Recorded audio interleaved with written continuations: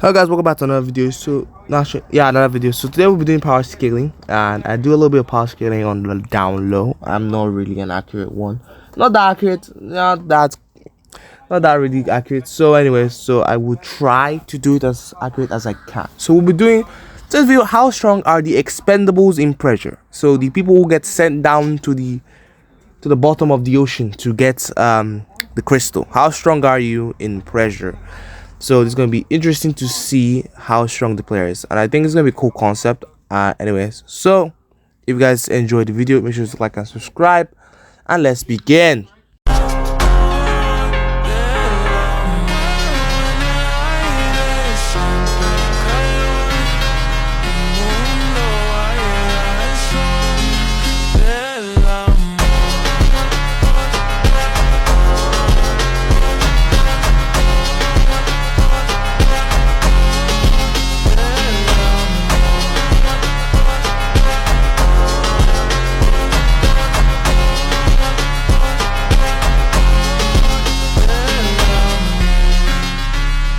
Alright, so now let's go for the physical stats. A Roblox character is around an average height of, they are just 5'1". They are 5 studs tall, meaning in height of actual humans, they would be a midget, 5'1" in height. Now, when it comes down to it, they are pretty fast for them being midgets, having a walk speed of around 16 kilometers per hour, as calculated their studs into actual human distance. It was able to give me that number, and this is insane because humans, the average human would be walking at around 11 kilometers per hour. That's like the average human would be running actually. They'd actually be running at that speed.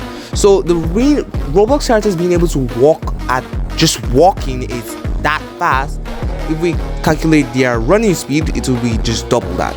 But we obviously know that half the time you are walking in the facility, so we'll just use their normal walk speed.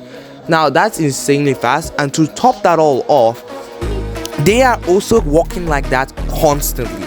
The pressure rooms, doing some small calculations, they actually range from around 52 studs to around near thousands and thousands of studs long. They could be bigger, but these are rough estimates. I don't know, I'm not really someone who does Roblox mathematics.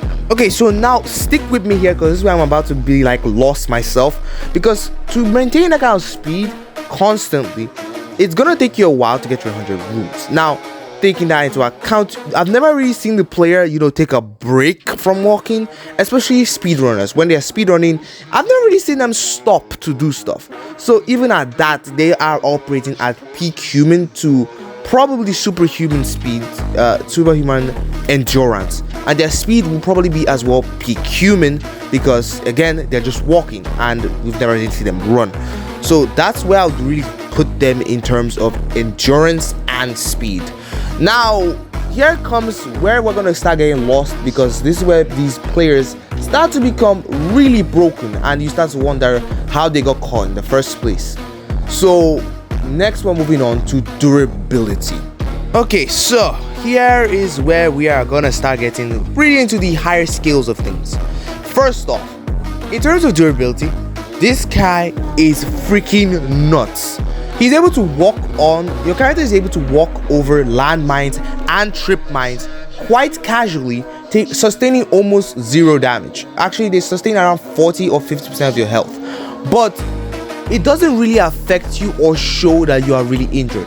Meaning, I would assume that you only get maybe like a couple minor wounds, maybe like a bruise, a couple burns, but your character never really slows down after being hit. They only get sent flying. Now, the explosive output of a anti-personnel trip mine, which is what I would expect from the Halo Black Site division, I wouldn't really say it's going to be more than that.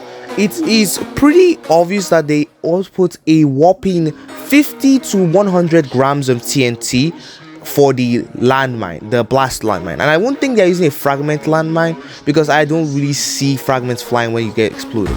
So I would assume it's just a blast landmine. But the trip mine is a different case, because depending on which trip mine they use, I'm going to take the average here. It can go from 50 grams of TNT to 700 grams of TNT. That is an insane number, and the player casually just gets up and keeps going after taking a hit like that.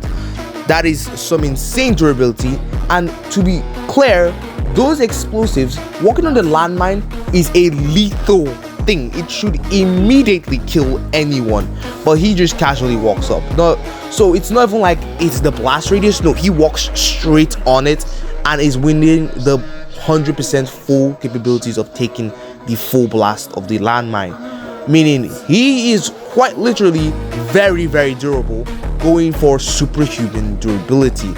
And let's not even get done, because this can go higher, as there are other things he tanks quite casually as well. Okay, so we've talked about how he can tank explosions, but let's talk about the most insane thing that will probably make the explosions look like child's play. First off, he's able to tank shocks or electric shocks from the generators. Now, we all know that if you kind of fail a skill check on the generator in pressure, you would get shocked and only receive a whopping 5 damage. Now, on the baseline, to us, it just looks like a small shock and it's pretty annoying and a nuisance to deal with. But in human standards, that isn't just a tiny minuscule shock. No, that generator is connected to 4 other generators. If you're playing solo, you have to only unlock 4 or 5 generators to unlock the door. Now, to unlock that door, you would need around, I forgot the exact number, but you need a lot of energy to do that. So to produce that amount of energy, each generator is producing 1.8 gigajoules of energy, meaning a single shock from that is giving you 1.8 gigajoules of energy straight to your body. And let us just be clear, that amount of energy should kill a normal person. In fact, I think that should be equivalent to a small explosive, or actually, never mind, I think it should be around a missile, if I'm correct. It should be around either from small explosive levels of output to a missile. And mind you, they are all connected, meaning that each one is producing that exact amount, meaning that should be enough to vaporize a person, completely vaporize him. He shouldn't be breathing, he should be dead right there and then. And to top that all off, it wouldn't kill him immediately. It will need to be holding that for 20 seconds for him to die from the electricity, which sums up to 36 gigajoules of energy before he dies to that. Brother!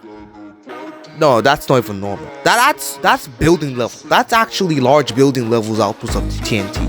That amount of TNT would blow up buildings. That should level buildings. There ain't no way. Just ain't no way. Now, I'm not gonna joke. This gets worse, because at the final level of the game, you also have to fix these exact same generators. Now, I'm gonna scrap the last number that you guys remember that I said that it was quite a lot, because this number is gonna triple or double that. Because underwater, the human's natural electricity resistance gets removed completely, meaning any electricity shock you get underwater should be worse than on land. Now let's take that and calculate what his actual electricity resistance is. Okay, so taking the last number that we said, if each generator would produce around 1.8 gigajoules of energy, and in the final level there are around, I think, 7 or 8 generators. I don't remember exactly, but we're gonna take 8, and it might be lower if it's 7, but okay. Each of that would equals to 14.4 gigajoules of energy, meaning the output would be worse. So to convert this into TNT, we're gonna take 1 turn of TNT equals to 4.18 gigajoules of TNT. Now, if our said hero here is able to tank that, that means that he is able to survive around roughly 3.4 tons of TNT in a second. That is per electric shock, meaning to be able to put this man down, you would need a whopping amount of 288 gigajoules of energy. And if we take that into the TNT equivalent, that is 68.8 tons of TNT. That is enough to vaporize a city block. What in the actual frick? So you're telling me, to be able to put this man down for good, you would need to vaporize a city block. Okay, that makes sense. That makes absolute freaking sense right there.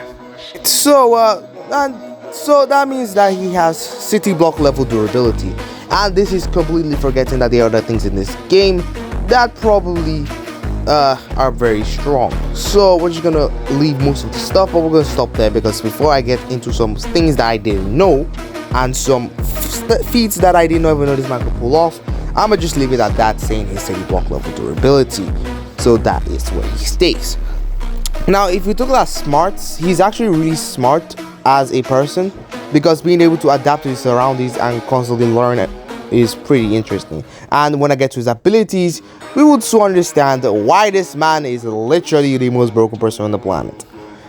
At least if he comes to Earth, he's literally busted. So for his smarts, I'd give him gifted learner, because he constantly has to learn and adapt to stuff.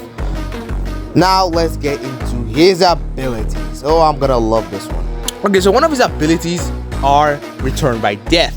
Now, let me make this clear. It is a canon ability in the entire lore that he does come back from death. In the latest updates, it's even in the return. If you get the stick to the script badge, Sebastian says something according to the lines of, "You, no matter how many times I kill you, the best part about this is that I get to do this over and over again because you come back." Meaning, you do have return by death. You don't permanently die. You keep going till you beat the game. That is how it works. You have return by death. Get that in your head. Secondly, he has heightened perception and heightened senses. He can react to and hear things that shouldn't be near him. Pinky screams loud, yes, but Pinky is always like a billion miles away. By the time you hear Pinky screaming, you can already tell she's like around 3 or 4 doors away. Meaning you have a long time. You can already tell when you're ready to hide or whether you can keep going or pushing forward. You do have heightened perception and senses. Secondly, you do also have minor regeneration. Why do I say this?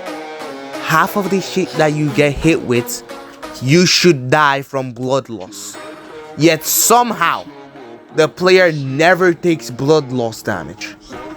Stabbing himself with a syringe, he should have a blood loss or he should get an infection because the injury does not close, but somehow he does not get anything.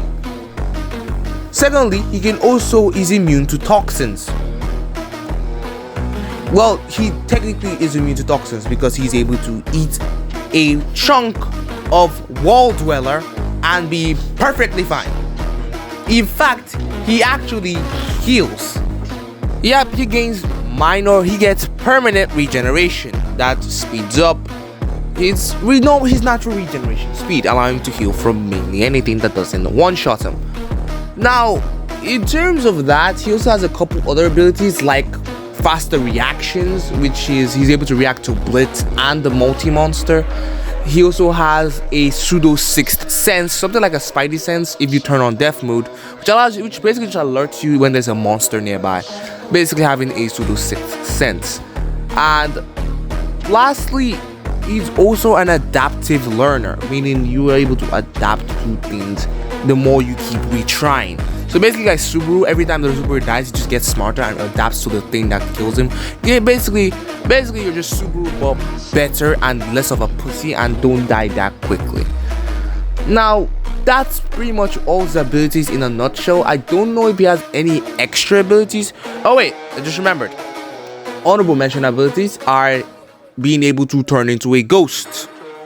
I forgot he has the ability, but in sense you can. It's basically just, I feel like that kind of ignores the fact that he has return by death, because it still activates.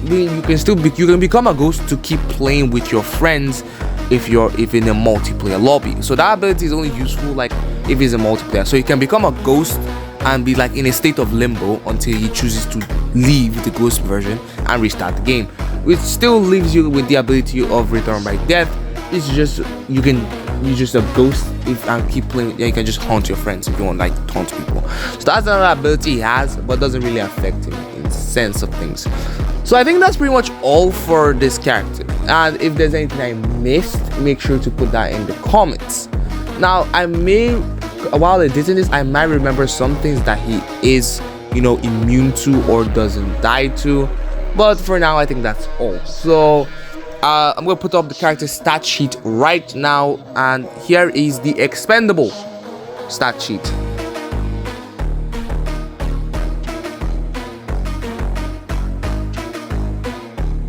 Anyways, that is everything about that I know of the character. So make sure to leave a like and subscribe if you like content like this, because it helps me know that you guys like this kind of content, and I'm trying to get a video idea because I think it's cool, to be honest.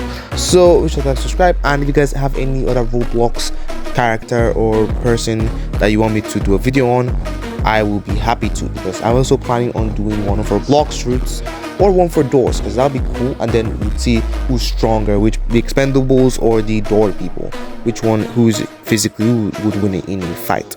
Anyway, that's all. Make sure to like, subscribe, and I'll see you guys in the next one.